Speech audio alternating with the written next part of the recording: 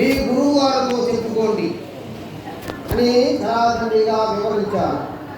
సేవకుల ద్వారా విషయాన్ని తెలుసుకున్నటువంటి పోతులూరాచార్య ఆగ్రహించారు.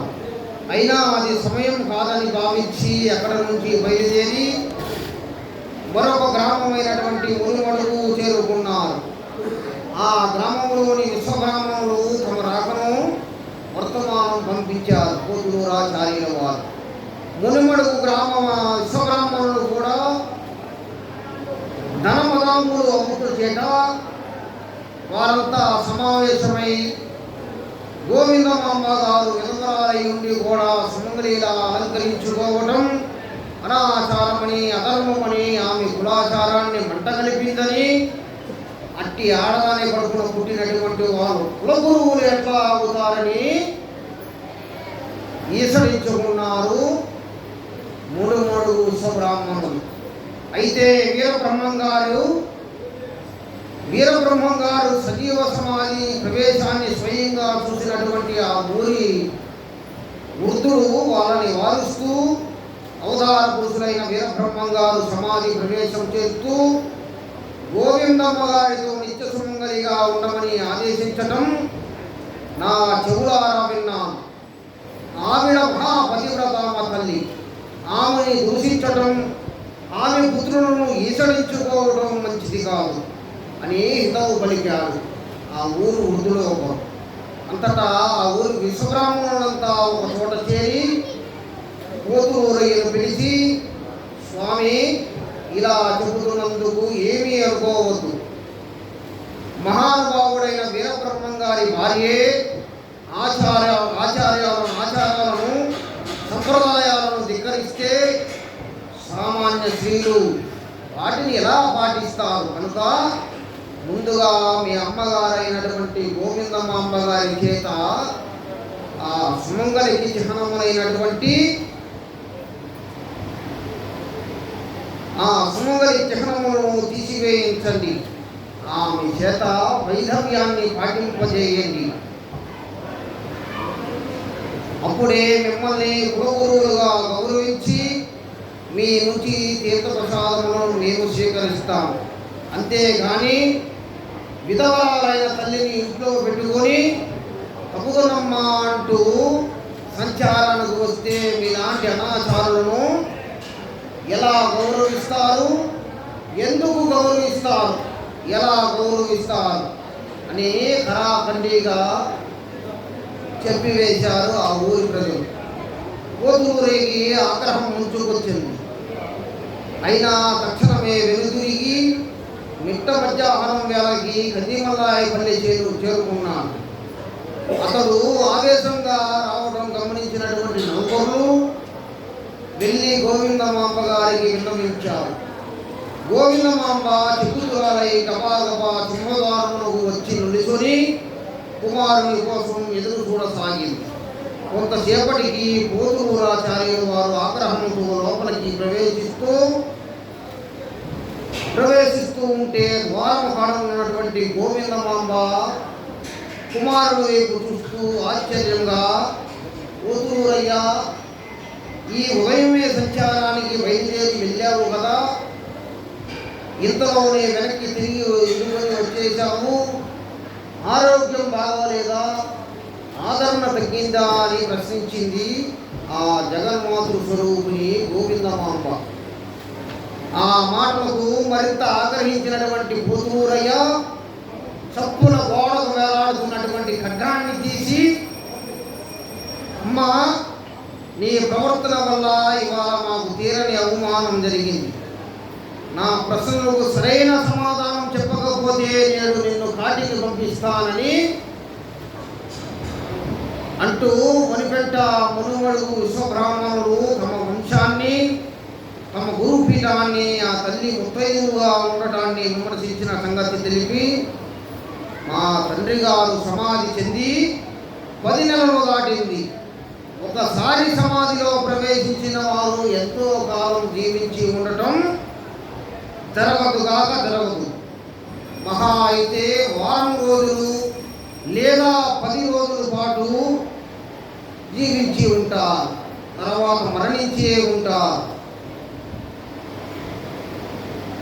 ఆయన సమాధిలో ప్రవేశించి 10 మాసాలు దాటింది కనుక ఆయన నిశ్చింతగా మరణించే ఉంటారు. కానీ మేము ముత్తైదువుగా ఇలా పసుపు కుంకుమలతో గాజు మెట్టలతో సుమంగలిగా ఎందుకు తిరుగుతున్నాము? మనల్ని లోకులందరి చేత అవమాన పాలు చేయించడానిక? నేడు వనిపెంట కొనుగోలు వారు మా మొహాన్నే ఉమ్మి వేశారు. మాకు తెలియకుండా ఇంకెందరూ మనల్ని మన కుటుంబాన్ని తెగతిడుతున్నారో ఎవరికి తెలుసు అని పెద్దగా తన కన్న తల్లిపై విరుచుపడ్డాడు పోతూరయ్య. అర్థమవుతుందా స్వామి? పెద్దగా ఆలోచించండి. 331 సంవత్సరాల క్రితం జరిగినటువంటి ఈ కందిమల్లాయపల్లి క్షేత్రంలో జరిగినటువంటి యథార్థమైన సంఘటన.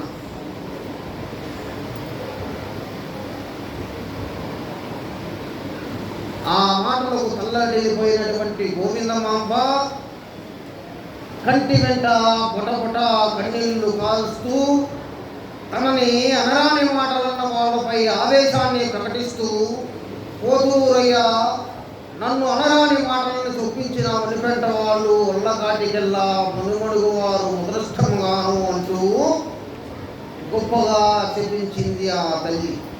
తల్లి నోటి వెంట అలాంటి మాటలు వచ్చేసరికి విశ్వనీయుడయ్యాడు పోతూరయ్య. అతడు తన తల్లిని యథాతిగా చూస్తూ, తప్పంతా నీ దగ్గర పెట్టుకొని వాళ్ళని వీళ్ళని శిక్షిస్తావా? ఇది నీకు ధర్మమా అంటూ ప్రశ్నించాడు ఆ తల్లిని. భర్త పోయిన ఆడదానిని విధవ అనడం తప్ప అని నిలదీశాడు తన తల్లిని. గోవిందమాంబ దుఃఖాన్ని దిగమింగుకుంటూ తన కుమారుని వైపు చూస్తూ, పోతూరయ్య నీకింకా పసితనం పోయినట్లు లేదు, కాబట్టే మీ తండ్రి గారి మహత్యాన్ని గ్రహించలేక ఆవేశపడుతున్నాము.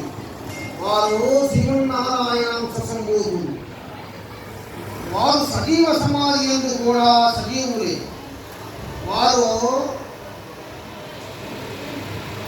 వారి ఆదేశానుసారమే నేను సుమంగలిగా ఉంటున్నాను. ఈ జీవితం అంతమయ్యే వరకు నేను సుమంగలిగానే వర్ధిల్లుతాను. మీ తండ్రి గారు మాత్రం సజీవ సమాధి యందు సజీవులై ఉంటారు.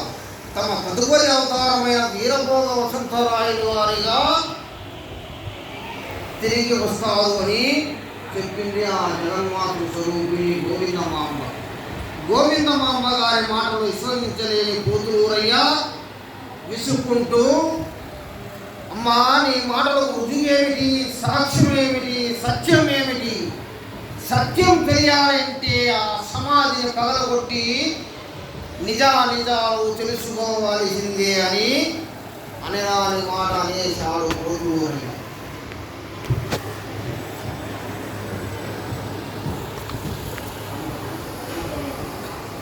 కుమారుని మాటలకు దిగ్భ్రాంతి చెందినటువంటి గోవిందమాంబ అతడిని వారిస్తూ, నాయనా నీలాంటి తెలివి తక్కువ ఆలోచనలు మానుకో, ఇలాంటి తెలివి తక్కువ ఆలోచనలు మానుకో. నీ తండ్రి గారు సామాన్యులు కారని ఎన్నో దృష్టాంతరాలను నిరూపించారు. ఆ మహానుభావుడు ఈ లోక సంరక్షణార్థమే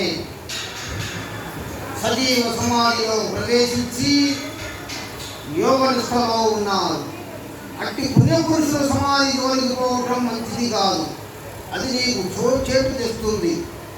నీకు ఇంకా నా మాటల మీద నమ్మకం కలగకపోతే నీ తండ్రి గారి ప్రియ శిష్యుడు, మనకి ఆప్తుడు, శ్రేయోభిలాషి అయినటువంటి చిత్తయ్యను సంప్రదించు. అంతేగాని మూర్ఖంగా ప్రవర్తించి నీ జీవితాన్ని పాడు చేసుకోవద్దని హెచ్చరించింది గోవిందమాంబ. తల్లి మాటను కలవాల్సినటువంటి పోతూరయ్య 3 గ్రామంలోకి వెళ్ళి చిత్తయ్యను కలిసి తన అనుభవాలను వివరించి తనకు జరిగినటువంటి అవమానముల గురించి చెప్పి తమ తల్లి గోవిందమాంబ గారి నమ్మకములోని సత్యాసత్యములు తెలుసుకోవడానికి స్వామివారి సజీవ సమాధిని బద్దలు కొట్టి తెరిచి తమ తండ్రి గారి యొక్క ప్రస్తుత పరిస్థితిని తెలుసుకోవాలని సిద్ధయ్య గారికి వివరించారు పోతులూరయ్య. పోతులూరయ్య మాటలకు దిగ్భ్రాంతి చెందినటువంటి సిద్ధయ్య గారు ముత్తుకుంటూ తన కళ్ళతో చూసినటువంటి స్వానుభావాలను, వీరబ్రహ్మం గారి మహిమలను వివరంగా చెప్పి, పోతులూరయ్య స్వామి అంతటి దైవాంత సంభూతుడైన వీరబ్రహ్మం గారికి పుత్రులై జన్మించడం నిజంగా మీ అదృష్టం. అట్టి అదృష్టాన్ని పొందిన మీరు కుశంకాలతో, సందేహాలతో ఆ అదృష్టాన్ని దూరం చేసుకోవద్దని, ఆ మహాత్ముడి సమాధి పగలగొట్టాలనే ఆలోచన సంకల్పాన్ని తక్షణం వివరించుకోవాలని, అది మీకు మీ వంశానికి క్షేమం కాదని హెచ్చరించి పంపించాడు సిద్ధయ్య గురుదేవుడు. సిద్ధయ్య మాటకు మారు పలకకుండా మౌనంగా వెనుతిరిగి కందిమల్లాయ పల్లెకు వచ్చేశాడు పోతులూరయ్య.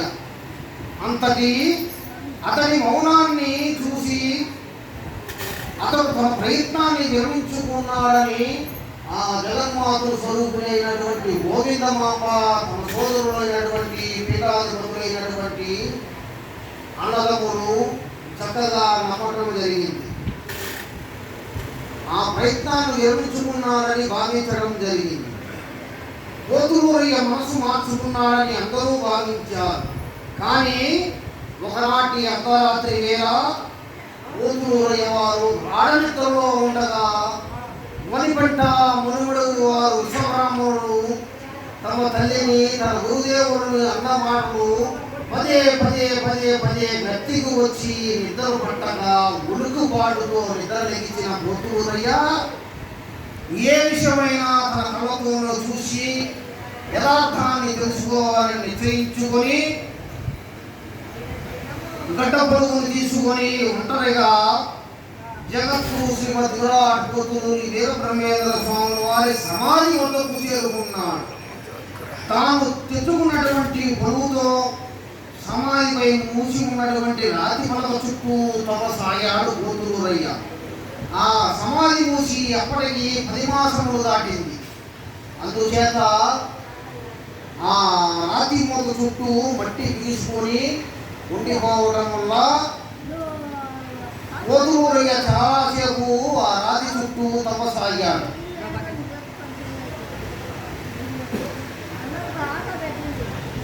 అమ్మా అరుణ కూర్చో, బ్రహ్మం గారు వస్తున్నారు. అమ్మా పని గుర్తొచ్చింది, ఏం జరుగుతుందో అర్థం కావాలి. మాట్లాడు.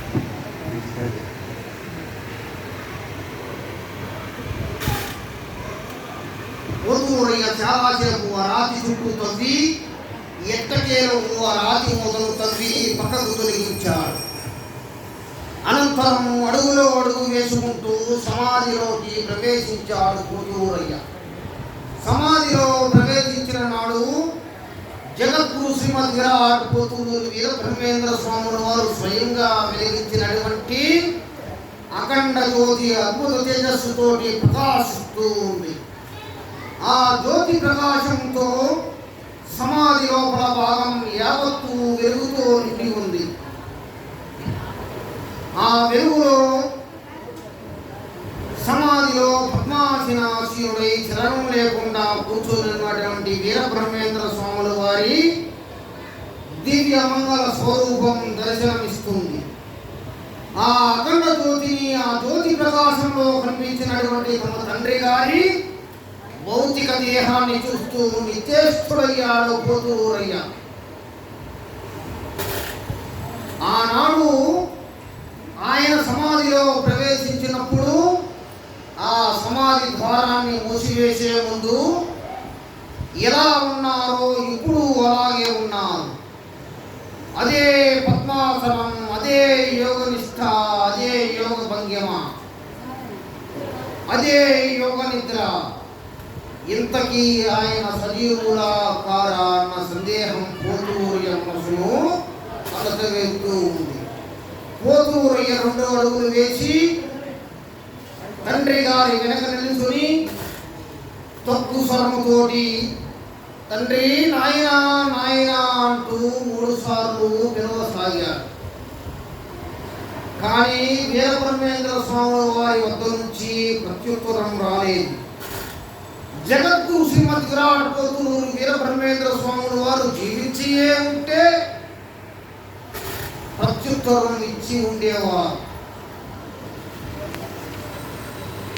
అన్న సంక్షిప్తతోటి పోతులూరయ్య స్వామి వారి దేహాన్ని మరోసారి యగాదిగా చూసి నా తండ్రి గారు స్వర్గస్థులై ఉంటారని లోపలే నిశ్చయించుకొని దుఃఖపడుతూ అయినా తన సంసిద్ధి నివృత్తి కోసం స్వామివారి శిరస్సును పట్టుకొని ముందుకి వెనక్కి ఊపాడు. అప్పటికి స్వామివారిలో ఎలాంటి ప్రతిస్పందన కనిపించలేదు. అందుచేత పోతులూరయ్య మరింత ధైర్యాన్ని చిక్కబెట్టుకొని మునిపెంట మునిమడుగు వారు అన్న మాటను పదే పదే జ్ఞప్తికి తెచ్చుకొని రుజువు తీర్చాల్సిందేనన్న నిశ్చయంతో స్వామివారి శిరస్సుని మళ్ళీ అటు ఇటు ఊపుతూ పెద్దగా నాయనా నాయనా నాయనా అంటూ